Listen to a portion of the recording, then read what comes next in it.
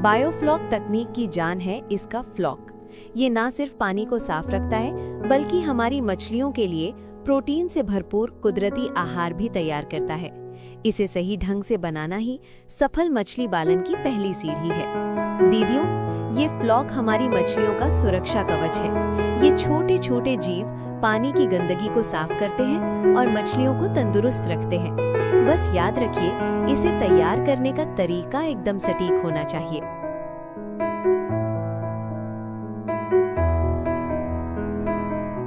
दस 10,000 लीटर के टैंक के लिए हमें पहले 100 लीटर इनोक्युलम तैयार करना होगा।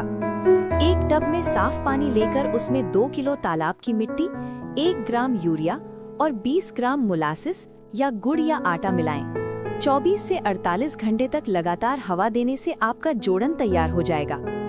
टब का पानी धीरे धीरे धुंधला होने लगता है। इस जोड़न को तैयार होने के बाद ही इसे मुख्य टैंक में डालें। जब इसका रंग धुंधला होने लगे और सतह पर झाग दिखे तो समझिए कि आपका फ्लॉक तैयार है।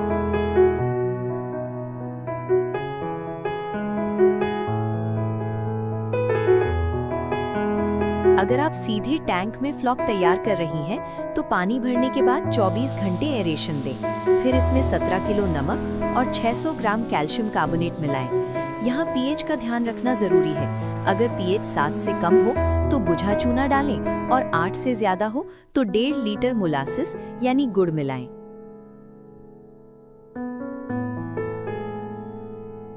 टैंक में नाइट्रोजन और कार्बन का संतुलन यानी CN अनुपात बनाए रखना बहुत जरूरी है। हर 1 किलो दाने पर लगभग 600 ग्राम कार्बन स्रोत डालें। आदर्श रूप से फ्लॉक की मात्रा 25 से 35 मिलीलीटर प्रति लीटर होनी चाहिए।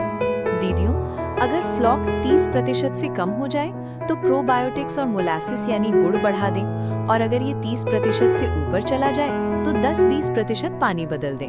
संतुलन ही सफलता का मंत्र है।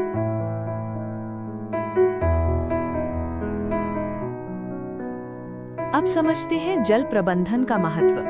बायोफ्लॉक तकनीक में पानी बहुत कम बदला जाता है, इसलिए पानी की गुणवत्ता की निरंतर निगरानी आवश्यक होती है।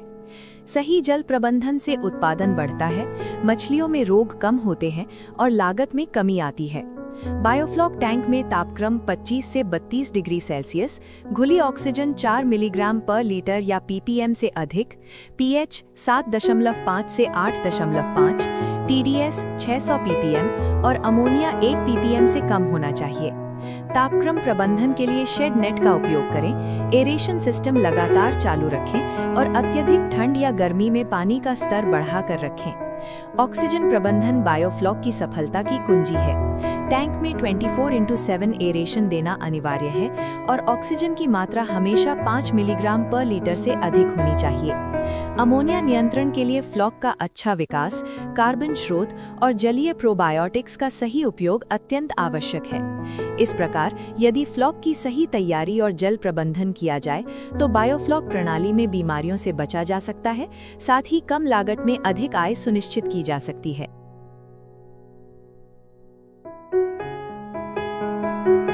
सही जल प्रबंधन और फ्लॉक की सटीक तैयारी ही बायोफ्लॉक तकनीक की नींव है। जब तकनीक और मेहनत साथ मिलते हैं तो कम लागत में अधिक आय का सपना सच होता है। यही रास्ता है आत्मनिर्भरता और लखपति दीदी बनने का। पानी की सही जांच और फ्लॉक का सही मान, यही है खुशहाली की असली पहचान।